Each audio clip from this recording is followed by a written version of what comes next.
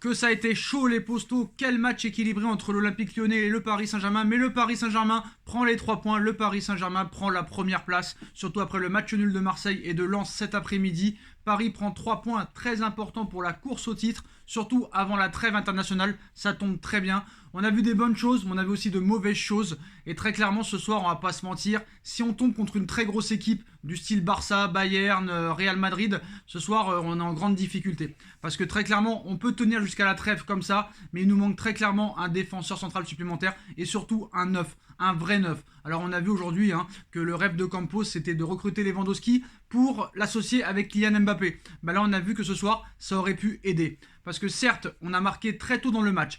On a un peu démarré ce match comme le match à Lille où on a gagné 7-1. Donc je me suis dit là, on va avoir un très gros PSG avec un très gros pressing, des attaques directes, un jeu en construction. On a bien joué le premier quart d'heure, mais après on a beaucoup subi, on a souvent joué en contre. On a vu une défense assez rassurante ce soir, mais pas tout au long du match. On a vu un très bon Ramos. Voilà, Nono et Djibril qui seront dans leur vidéo tout à l'heure. Dans les vidéos, Nono et Sacha diront ce qu'ils en pensent, mais très clairement, moi j'ai trouvé que Ramos a été très bon et c'est peut-être l'un des meilleurs matchs de Sergio Ramos au Paris Saint-Germain cette saison et même depuis qu'il est là. Vu qu'il a presque pas joué l'année dernière, je pense qu'on va dire cette saison. Très clairement, j'ai trouvé un Marquinhos en grande difficulté, mais un Nuno Mendes très bon défensivement, franchement, j'ai jamais vu Nuno Mendes aussi fort défensivement, il a été partout, mais je trouve que dans cette équipe, il y a un réel problème. Déjà, c'est sûr que quand les 3 de devant ne pressent pas, ne défendent pas, et qu'il n'y a pas de soutien entre les 3, ça ne sert à rien. Très clairement, même si Neymar a été passeur sur le but de Messi, d'ailleurs une petite stat sur Léo Messi, on en parlait il y a 2 jours, faut-il le prolonger? C'est sûr que si Messi reste à ce niveau-là, évidemment qu'il faut le prolonger. Les stats de Messi cette saison, on est au mois de septembre, 4 buts et déjà 7 passes décisives. C'est quand même assez énorme. Et en plus, le gars, il est poissard. Il tape encore sur le poteau ce soir, sur coup franc. 14e poteau de Léo Messi depuis son arrivée au Paris Saint-Germain. Ça veut dire en même pas une saison et demie, il a déjà tapé 14 fois sur le poteau. Admettons ces 14 poteaux se transforment en but, on n'a pas le même discours sur Léo Messi. Ce soir, Messi, je ne l'ai pas trouvé exceptionnel, mais je l'ai trouvé plutôt bon. Il a été buteur, il a tapé sur le poteau. C'est l'un des seuls qui a tenté de frapper de loin. Neymar, il a été très mauvais ce soir, malgré sa passe décisive. C'est tout ce qu'on va retenir de Neymar. Il n'a pas couru, toujours par terre. Il a fait que des mauvais choix. Sur certaines occasions, il a joué très facile. Très clairement, Mbappé a fait beaucoup de différences sur les côtés. Il a essayé d'être plus collectif, mais voilà. Il a été en difficulté en deuxième mi-temps. Les 3 de devant ont été mis en difficulté devant. Et je pense que tu ne peux pas continuer toute l'année avec ces 3-là, tous les matchs. Ça va être compliqué tous les matchs. Parce que là, tu as de la chance. Très clairement. Enfin, tu as de la chance. Tu mérites quand même ta victoire ce soir, mais Lyon vraiment a été très dangereux à de nombreuses reprises. Lyon aurait pu en mettre 3 ou 4 ce soir, comme nous on aurait pu en mettre aussi 3 ou 4. C'est vrai que le match nul aurait été équitable, mais on va pas se mentir, on est content d'avoir gagné, et on est toujours content surtout on est content d'être invaincu. On est toujours invaincu, toute compétition confondue, et au moins jusqu'en octobre, vu que c'est la trêve internationale. Alors, Neymar passeur, Messi buteur, j'ai envie de te dire tout va bien. Sauf que Neymar doit en faire plus. Doit en faire beaucoup plus. Alors c'est vrai que les joueurs de Lyon ont essayé de le casser tout le match, mais c'est vrai qu'il en fait un petit peu trop. C'est un peu trop de cinéma Neymar, il ne faut pas qu'il rentre toujours dans ce jeu. Il faut qu'il soit absolument comme le début de saison, très clairement. Mais là ce soir c'est l'un des pires matchs de Neymar depuis le début de saison. Mais bon, il sort quand même avec une passe décisive. Alors que déjà l'année dernière, quand il faisait des mauvais matchs, il ne faisait rien. Là au moins, quand il est mauvais, il fait au moins une passe décisive. Donc on va dire que pour l'avenir, c'est quand même assez rassurant. Donc Messi pas mal, Mbappé peut en faire plus. Il a joué peut-être un peu trop collectif cette fois-ci, Mbappé. Alors qu'il aurait pu faire la différence des fois tout seul. Mais moi, il y a un problème dans cette équipe, très clairement. Je pense qu'on l'a vu tous ce soir. Il y a un problème avec les latéraux. C'est-à-dire que les Messi, Neymar, Mbappé, Fabian Ruiz, Vitinha, Marco Verratti ne veulent jamais jouer avec les latéraux. Ça veut dire que depuis le début de saison, et surtout depuis ce match-là, enfin tout ce match-là aujourd'hui, tu vois Mendes sur le côté tout seul. Sur son côté gauche tout seul. Tu vois Hakimi sur son côté droit tout seul. Déjà on l'avait vu avec Hakimi l'année dernière. Sauf que l'année dernière on jouait pas en 3-5-2, on jouait pas à 3 derrière. Hakimi, Mendes, tout le match, tout seul sur les côtés, ils veulent toujours jouer dans l'axe. Ils veulent toujours se compliquer les choses. Pourquoi faire simple quand on peut faire compliqué? Je comprends pas. Toujours tout seul. Incroyable. On les voit pas. On les voit pas. Même les défenseurs, des fois, ils montent. Tu voyais Ramos monter. Hakimi qui demande le ballon, Galtier qui demande à Neymar de passer le ballon à Mendes. Neymar le regarde même pas. Je ne sais pas très clairement si Galtier se fait respecter par ce vestiaire, on ne sait pas. Mais en tout cas, Galtier, encore une fois, a eu les couilles de sortir Neymar à presque 10 minutes de la fin. Donc c'est une bonne chose, vu que ça a été le plus mauvais des trois devant. Il a fait rentrer Soler. Alors Fabian Ruiz, c'est intéressant d'analyser le match de Fabian Ruiz. J'ai trouvé plutôt bon Fabian Ruiz. Il y en a qui vont dire non, très moyen, non. J'ai trouvé qu'il a apporté beaucoup dans l'impact physique. C'était un petit peu la tour de contrôle au milieu. La tour Eiffel au milieu, 1m90. Et on a vu qu'il était assez rassurant. Il récupérait debout. Franchement, il a fait certaines bonnes choses.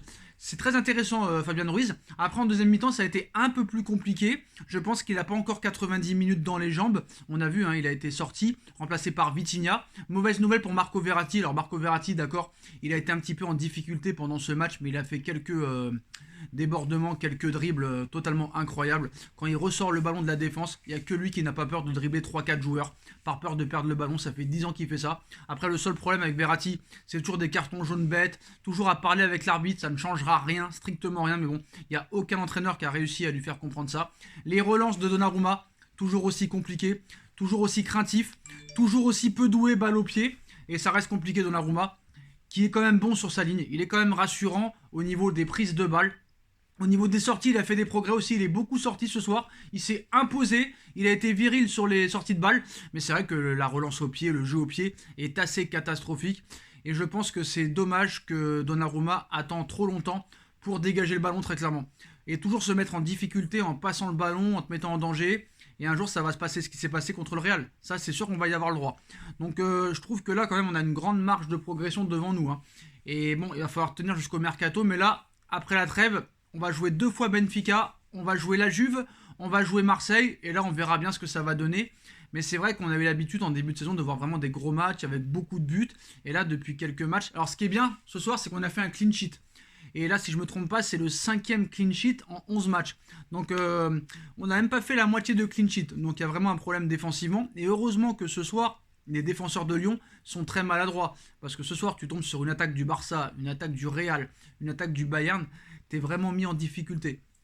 Donc moi je pense que les dirigeants n'auront pas d'autre choix que d'acheter un neuf et un défenseur central cet hiver, il n'y aura pas le choix.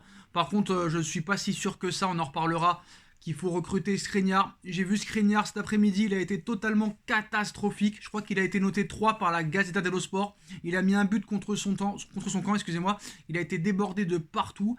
Et vraiment, depuis le début de saison, je ne sais pas s'il est frustré de sa non-arrivée au Paris Saint-Germain, mais Skriniar, c'est une catastrophe.